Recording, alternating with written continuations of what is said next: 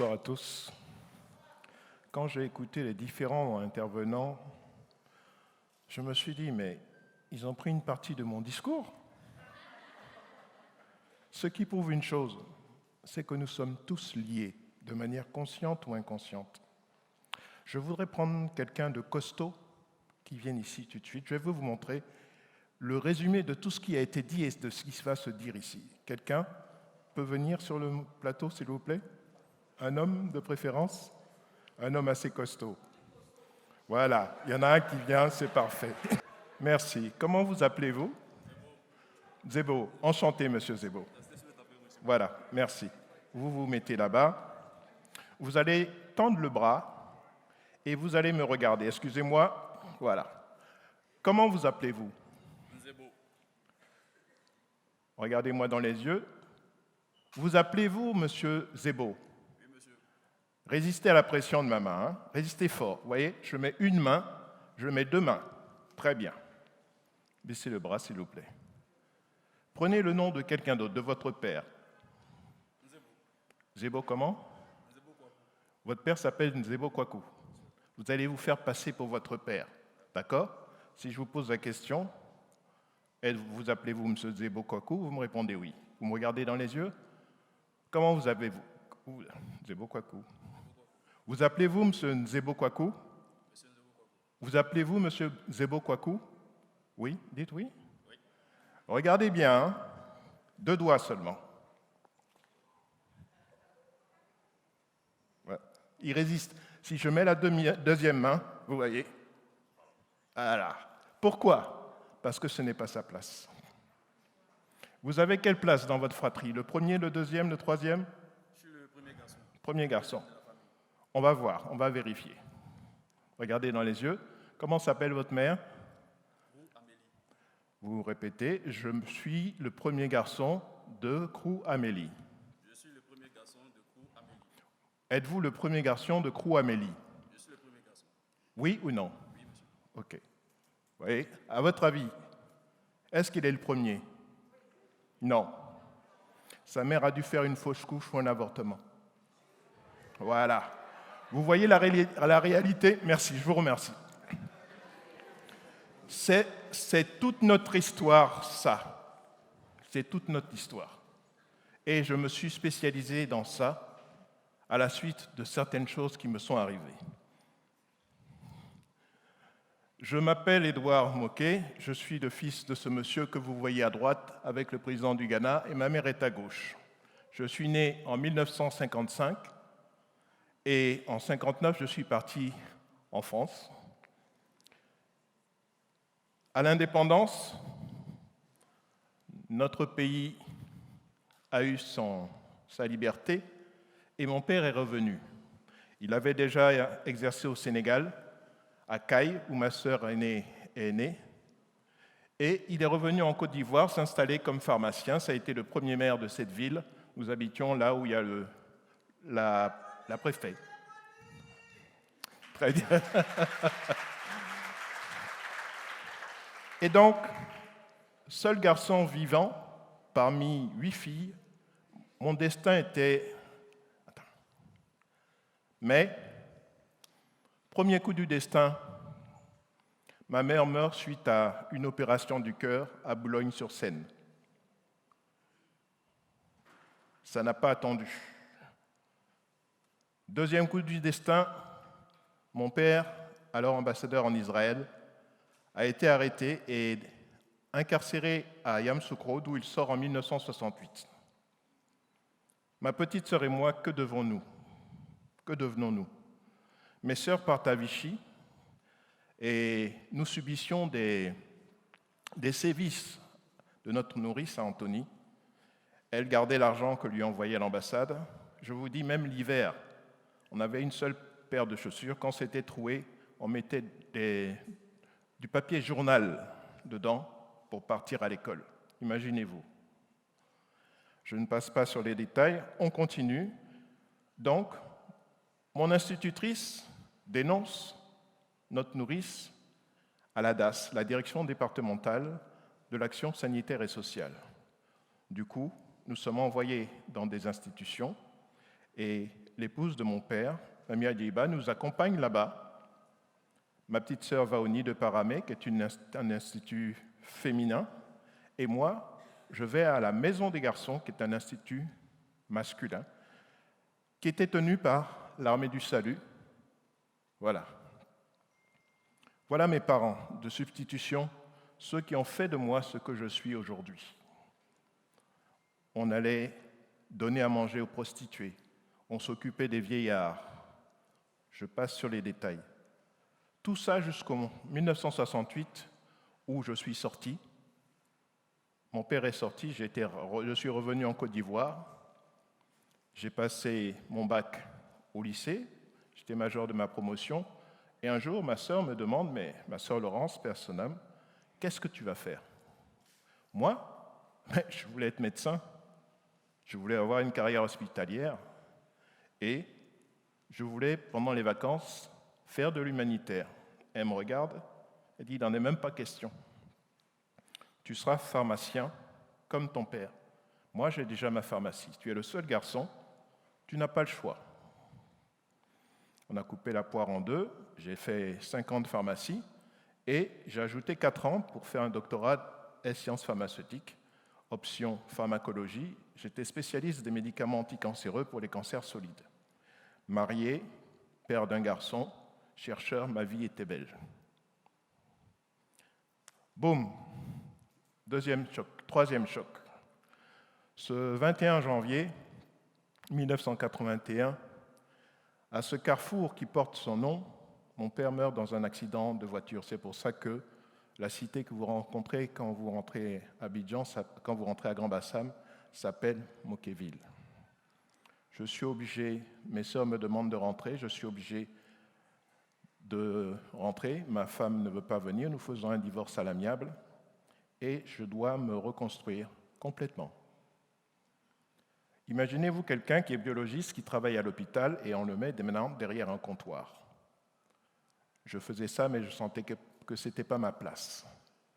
Mais ça m'a permis de travailler dans d'autres domaines, parce que pour qu'un homme évolue, il faut qu'il puisse s'adapter à son environnement. C'est ainsi que j'ai participé au réseau de création de la Mutuelle des pharmaciens de Côte d'Ivoire. J'étais le secrétaire pendant 5 ans. Et ensuite, quand je suis parti à la MUGEFSI, on a mis en place un réseau de pharmaciens, la formation des pharmaciens et des médecins avec le professeur Diekakou, et la carte intelligente que beaucoup d'entre vous ont a été l'objet de nos travaux. Parce que pour moi, il était inconcevable que des personnes âgées, à partir du 10 du mois, ne puissent plus se soigner parce qu'elles ne pouvaient pas se déplacer et que chaque fois, on les promenait entre médecins et médecins. Donc, nous nous sommes attelés alors à donner des ordinateurs aux médecins et à créer cette carte intelligente.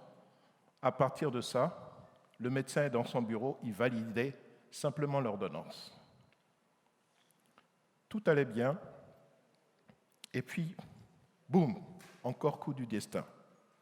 Quand je quitte la MUGEFSI, situation matrimoniale instable, situation professionnelle instable, on me volait mes médicaments pendant que j'étais à la MUGEFSI et autres, et donc je suis obligé de, bien sûr, j'étais un expert, je suis un expert en arts martiaux, je faisais des compétitions internationales, il y en a qui parlaient, en championnat de France on avait fini 2e, et bien sûr j'ai un problème à la hanche, à force du grand écart facial que beaucoup d'experts connaissent.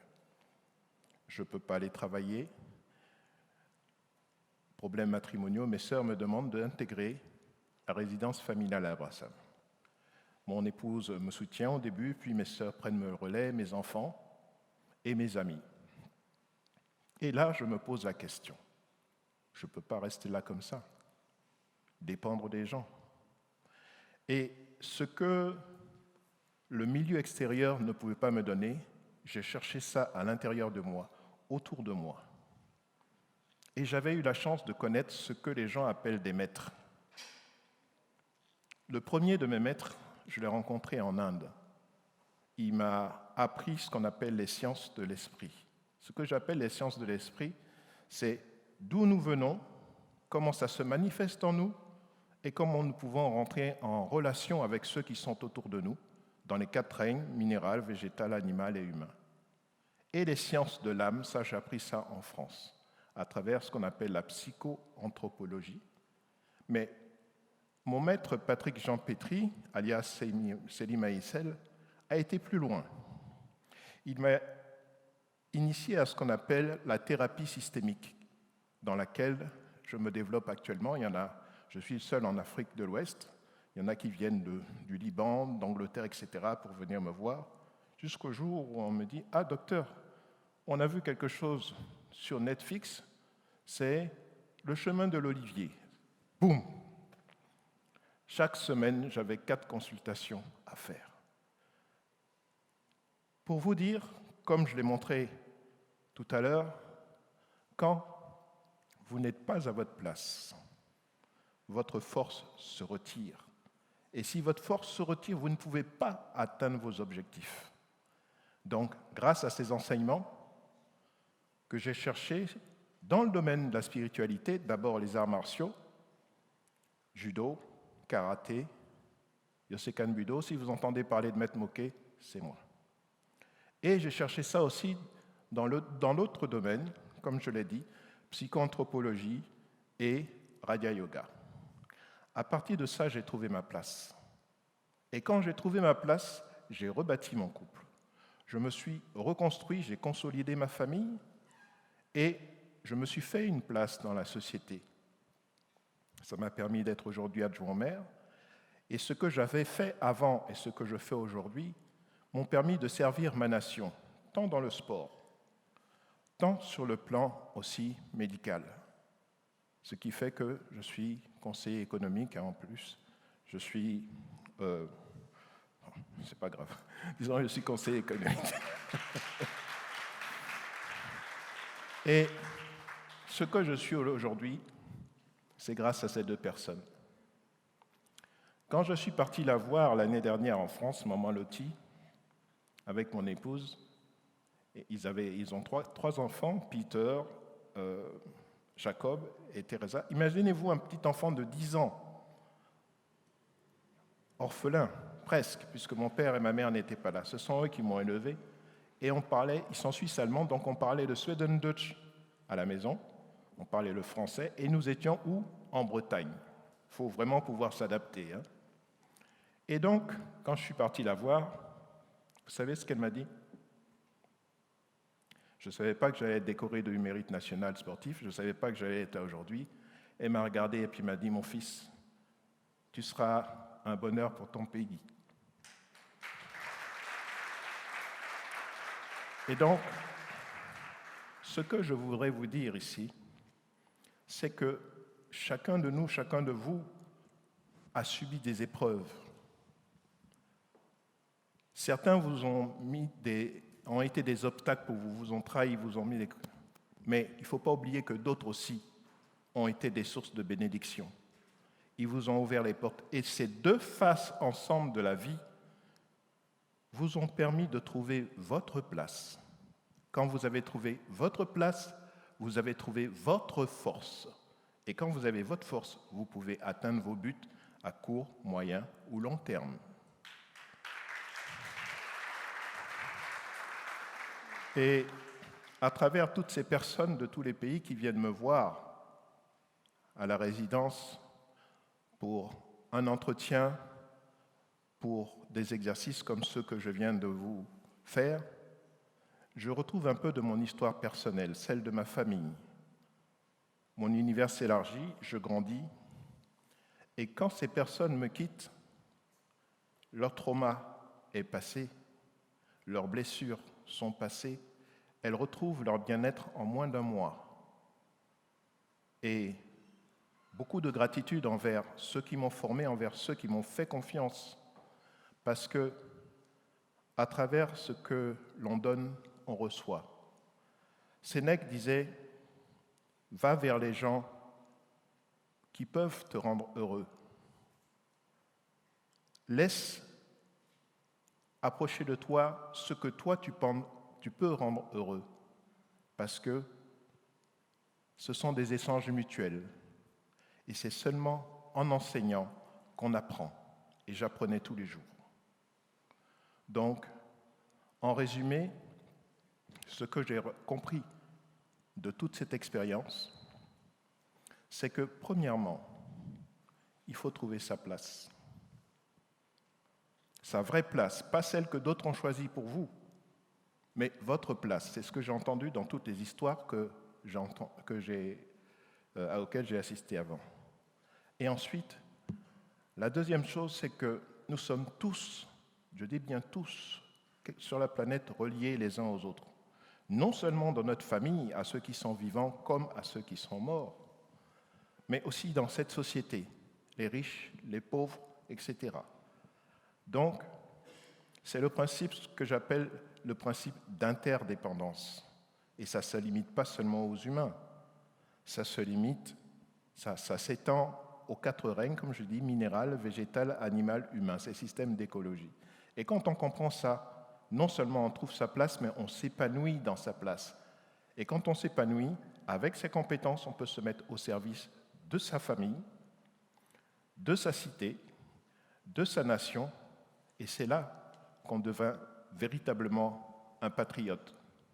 Parce que transformons la société dans laquelle nous sommes et nous évoluons, que ce soit dans un pays d'accueil ou que ce soit au niveau de la terre-mère, c'est le thème d'aujourd'hui, patriote, patrie, mais hôte, cette fameuse canne de l'hospitalité que notre président, son Excellence Alassane Ouattara, veut impliquer, mais allons plus loin.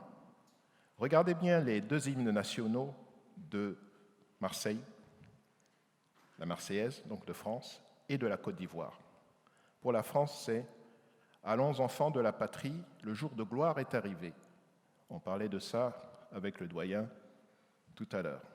Pour la Côte d'Ivoire, « Salut aux terres d'espérance », parce que nous avons tous espéré que notre terre puisse nous porter, et si ça ne suffit pas, il faut partir ailleurs.